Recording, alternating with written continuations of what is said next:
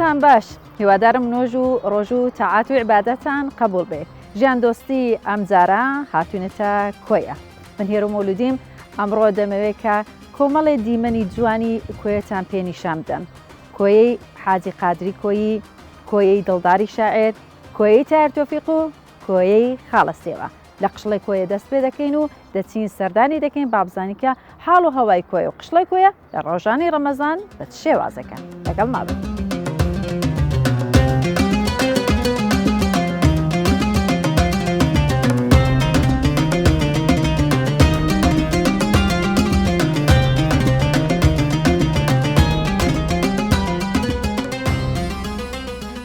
بەخێرە کاگێکەتی بۆ بەرنامەی ژیان دۆستی. بەخێر بن. حاڵهەوای ڕەمەزان لە کۆیە بۆمان باز بکە بزانین کە وەکو شارەکانی دیکە چۆنە تێپەڕاندووە چەند ڕۆژە لە ڕەمەزاندا. کۆیە لە ڕەمەزاندا هەر وەک شارەکانی تر ڕۆژانە خەڵک بە ڕۆژیە و بازاڕەکان لە چاو ڕۆژانی ئاسایی چۆلێکی بەرچاو بەخۆیەوە دەبینێ، بەڵام بە شەوان زیاتر چەند بازارێک هەیە بە شەوان بە ڕۆژدا خراون و بە شەوان دەکرێنەوە. بەڵام تایبەتمەندی کۆیە پێشووتر لەوەدا بووە کە کۆیە یەکێک بۆ لەو شارانەی کە سەر بە میرنشینی سۆران بووە، کە لە سەردەمی میرنشینی سۆران یەک لە تۆپەکانی وەستا ڕەجەب نادرایە لە شاری کۆیە، تۆپەکەی بەردەرگا بڵێ، کە تاکو و ساڵی هەفتایەکان ئیشی پێکرا، ینی باڕوت و پەڕۆی تێکراوە لەلایەن چەند کەسێکەوە ئێواران، چکە خۆ دەزانی ئەو کاتی بڵۆنگۆی لەو شێوەی ئێستاکە نەبووە، کە هەر ئەمەش گرنگی پێدان لەلایەن میرنشینی سۆرانەوە. ئەمە خۆی لە خۆیدا ئەوە دەسەلمێنێت کە کۆیە شارێکی مێژووی و دێرین و گرنگ بووە لە سەردەمی میرنشینە کوردیەکان و لە سەردەمی تەنانەت لە سەردەمەکانی پێشووتریش سەر بە ویلایەتی مووسڵ بووە شاری کۆیە. و ئەم تۆپەش ئێستا لە مۆزەخانەی بەغدایە، لە مۆزەخانەی سەربازی تەحەفوزی پێکرایە و ئەم تۆپی ئێستاش لە بەردەرگایە کە دەیبینن کۆپیەکەیتی لەلایەن خێرخوازێکەوە دروست کراوە. جا باشەوە پرسیارە بۆ دروست بوو کە ئەم تۆپە بۆچی لە هەموو شارەکان جیاوازتر هێنانە کۆیە؟ کۆیە وەگوتم کۆیە گرنگی و تایبەت لە ڕووی پێگەی جوگرافیەوە پێشووتر گرنگێکی تایبەت بەخۆی هەبووە، کە بوونی قشڵەی کۆیەوە، بوونی خانی گەورەی کۆیەوە، بوونی چەند خانی مەحموود ئاغا، کە ئەمانە ئەوە دەسەلمێنێت کە کۆیە لە ڕووی جوگرافیەوە پێگە و سنتەرێکی بازرگانی فراوانی هەبووە لە مەبەینی سووریا و عێراق و تورکیا، کە وەک کاروان سەرایەک بەکار هاتووە. سەردەم میرنشینەکان و سەرجەم میرە کوردیەکان گرنگی تایبەتیان بە شاری کۆیەدا. قشڵی کۆیە ئێستا هاتم نیۆڕۆیە هەچەند کە ڕەمەزانیشان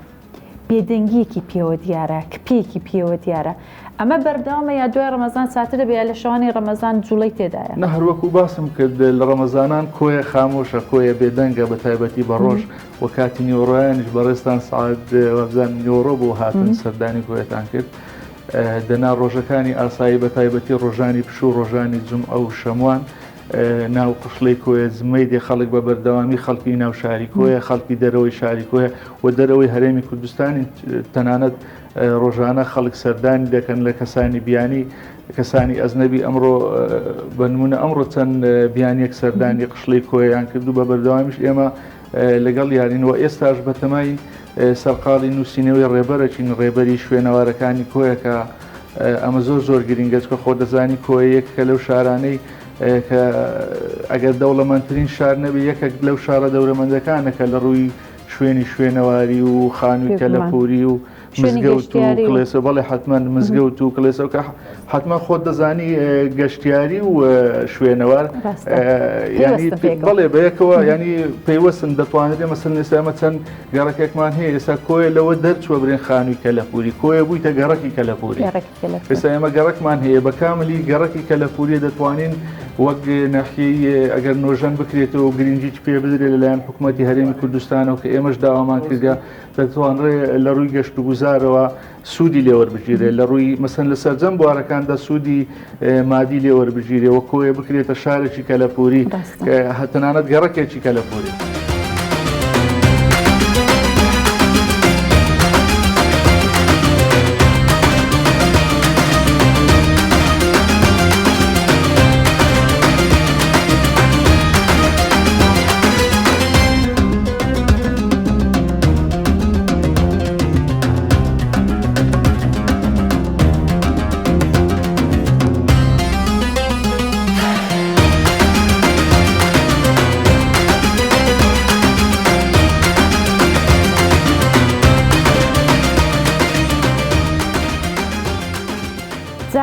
کە باسی کۆیە دێ جیا لە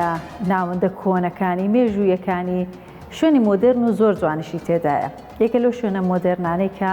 بۆتە شوێنێ بۆ نیشاندانی شێوەکاری هاوچەرخ، مۆزەخانەی هاوچەرخی شێوەکاری ئاغالەیە کە لە ساڵ 2010 کراوەتەوە کۆمەڵێ تابلۆی شێوەکاری زۆر جوان و نایابی تێدا لە بەشێکی زۆر لە نەتەوەکان 35 تابلۆی تایبەتی تێدایە. هونەرمەندی ناسراوی کورد ڕۆستەم ئاغالە ئێرە کردوەتەوە ئێستاش میوانی منە. کاک ڕۆستەم سپاس بۆ دەرفەتە. سپاس بەخێر بێنێوەش سپاس. پیاسێکی ناو مۆزەخانەکەم کرد کۆمەڵە تابلۆی زۆر جوانم بینی کاری نایاب بوو جوان بێگومان وەکو ئاماژەتان پێکردووە شێوەکاری هاوچەرخ. ئەو پەیامەی کە پێویستە لە هونەردا هەبێ بە تایبەتی لە شێوەکاری لە تابلۆکانی شابەتی دەکرێت. لێکێ لە شتەکان کە بینیم تەرکیزتان کردبووەتە سەر کۆمەڵە شتی نەریتی کوردی بۆ نمونە لە تابلۆکانە تابلۆی خۆتان بە تایبەت تابلۆی خۆتان شێوەزارێک دەبیندرێ یاخۆ بڵێ لە ناو شێوەکاریدا ڕەنگی داوەتەوە لە کارەکانی ئێوەدا چاوەزارە. چاوەزار چییە لە لای ئێوە بۆچی ئەوەندە لە ناو تابلۆکانە دەبیندرێت؟ چاوەزار لە ناو ئیشەکانی منە یان شاماران زۆر دەبێت. چاوەزار وەکو فۆرمە، شاماران وەکو فیگەرێک وەکو پاڵەوانێکە، بەڵام خۆشتی زۆر وردەکارتر لە ناو کاری مندا هەیە و نەکاری من لە ناو کاری زۆر خەڵکی ترا هەیە دەبیندرێ، بەڵام ئەوانە زۆر زەقن و پرسیاریان زۆر دروست کردیە. ڕۆژانە خەڵک و پرسیارانە دەکا ئایا چاوەزار تۆ شتی کە ڕۆژانە لەبەردەستەوەی تۆیە و بەکاری دەهێنی و بەڵام وەبەرهێنانەکی وڵاتێکی پتری بێگانەیان هی تورکە جار هەیە ئەگەڕێیتەوە دواوە ئەڵێ ئەوە هی ئەوانە، بەڵام من وەکو شێوەکارێک ئەو شتانی کە بەکاریان دەهێنیان ئەو شتانی دیان خەمە ناو پانتایی ناو تابلۆکانمەوە بەلامەوە گرینگە کە ئەو فۆرمێکی کوردی بێ، بەڵام بە تەکنیکێکی ئەوروپی من دای دەڕێژمەوە، بەلامەوە گرینگە ئەو فۆرمێکی کوردی بێ و ئەوەی کە لە ناو هونەری منە کە دەبیندرێ ئەوەیە کە فۆرمێکم بۆ هونەری کوردی لەبارەی خۆمەوە دروست کردیە و هەر بە منش دروست نابێ، بەڵام من دیارترینیانم کە لەو بوارە کار دەکەم و زۆرترین ڕخنەشم لەو بوارە توش دەبێ و هەندێکیان جار هەیە دێنە وڵامدان، هەندێک جاریش بەڕاستیەوە دوایی مێژوو یان لێکۆڵینەوە خۆی کار لەسەر ئەوە دەکا. کاتێک کە باسی چاوەزارەکەین، چاوەزار بۆ من یانی فرمێسک. چاوەزار هەمیشە لە ناو کاری منایان گزارشکردنی بە فرمێسکم دانایە، یان من نەهاتووم دارێ بکەم گەڵای بۆ بکەم لە شوێنی و گەڵا فرمێسکم کردیە. چاوەزار کاتێک ئەوەندە زۆرەوە بڵاو بوو لە ناو کارەکانی منە کاتێک کە جینۆسایدی ئێزیدیەکان کرا. بۆ چاوەزار پەیوەندی بەوانەوە هەیە لەبەرەوەی بەڕای من و لە بینینی شاکە دەیبینی چاوەزار تەجریدکردنی یان ئەبستراکتکردنی پەڕی تاوسە یان گوڵی تاوسە، بەڵام بە گۆڕانکاریەکی زۆر کەمەوە بە هەموو ئەو مێژووی کە هەیە ئەو لێکۆڵینەوانی کە هەیە کۆنترین شوێن کە چاوەزاری ئەو چاوەزاری کە ئەمە ئێستا هەیە کە بەو شێوەی کە هەیە ناوچەی ئەنادۆڵە بەشە کوردیەکەی کە کورتیدا بوو. من خۆم بە راپۆرت بینیمە بە سیرامیک بینیمە، بەڵام مانای ئەوە نیە چاوەزاری ئێستا چاوەزار بابلیەکان کردویانە یۆنانیەکان ئێستا هەیەە و لە هەر شوێنەی ناوی بە شێوەک ڕۆیوە، بەڵام کاتێک ئێمە کە ئەڵین لە بکەشینکە ینی ئەمە ئەو کات ینی زۆر پێش ئیسلام ئەو لە بکەشینکە هەبووە. چاوەزار لای من بە مانای ئاینەکەش نایە، یعنی من بۆ مەدلول و ماناداری ئاینیم کردێ نا، من وەکو فۆرمێکی جوان و فۆرمێکی کوردی کۆن کارم لەسەر کردیە کە بەشەکە لە پێکاتی کەلتوری و ڕەنگ. کاتە بۆ کارە گەڕاندوتانەتەوە بۆ نەتەوەی کورد بێگومان وەکو چۆن زۆر میلۆدی هەیە، زۆر بابەتیکەی تری ناو ڕەنگ هەیە، بابەتیکەی نازام زۆر شت هەیە کە پەیوەندی بە کوردستانەوە هەیە، پەیوەندی بە بەونەتەوە هەیە، تۆ لەبار چووە ئەمە نەمانتوانانی بەکاری بێنی یانە کارمان پێ نەگرێت. باشە کاک دۆستەم با بێمە سەر شاماران کە چیرۆکێکی بێگومان زۆر کۆنی کوردیە، ئەفسانەی کوردیە بێگومان دەڵێن ئەفسانە، بەڵام ئەفسانە خۆی ڕەنگە بەشێکی ئەگە بگرە ڕاستی بێکە بۆتە ئەفسانە. ئێستا ئێوە ئەم چیرۆکە کە ئەو چابلۆیە من لە منداڵیەوە لە بیرمە کە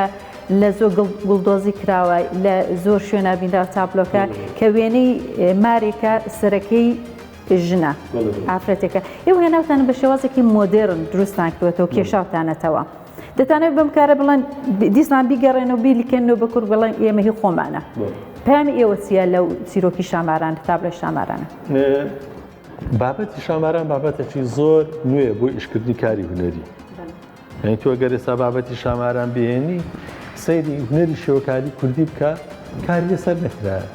سەیری سینەمای کوردی بکە کاری لەسەر نەکرا سەیری چیرۆکی کوردی کە کەمترین کاری لەسەر کرایە فەرامۆش کراوە نەمبینیوە کاتێکە من کە هاتمە سەر بابەتی شاماران پێش شاماران من بۆڕاقم زۆرە کرد نەخشی بۆڕاقم زۆر دەکرد بەڵام کاتم ئەو ئەفسانەیەم خوێندەوە دوایی هەندێک مۆتیفم بینی لەوانەی کە لە ماردین کە کرابوو زۆر سەرسان بووم بەوە یعنی من پێشتر ژنم کردیە وەکو ناو ئەفسانە یۆنانیەکەیان وەکو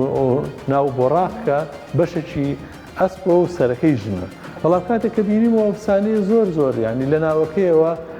دەبینم لە هەموو شوێنێکی کوردستان ینی تۆ لە هەر شار و گوندێک ببینی ناوی مارەکەیە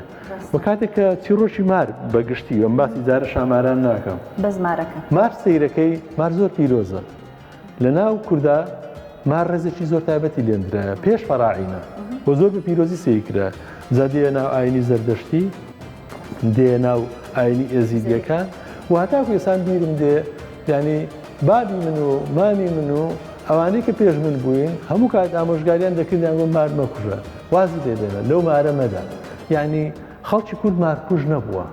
و ناڵم مارپەروەر بوو بەڵام ماری نەکوشتێ مار بە شێوەشی تەقدیسەوە سەیری کردیە کاتێککە تۆ دی شاماران دەبینم بابەتێکی زۆر زیندووە بابەتێکە زۆر نزیکە لە ڕۆژانەی نەتەوەکەی خۆن ڕاستە تایبەتە بە ماردین بەڵام و چیرۆکە ئەوەندە بڵاوبووتەوە لە ناو ئێمە من ڕۆژێک بۆ خەڵکی هی بەغا بوو باسم کردی ئەمە شەمانە وتی ئەمەش لە شاماران تێدەگەن ئەمە شاماران دەناسین بەڵام ئەو ڕۆکە خەڵکێک ئەوەندە مەعجیبە بە مەدەنیەتی ناوشار ئەوەندە سەرسامە بە بوونی جوڵەی ناوشار و ڕەنجی ناوشار حەز دەکا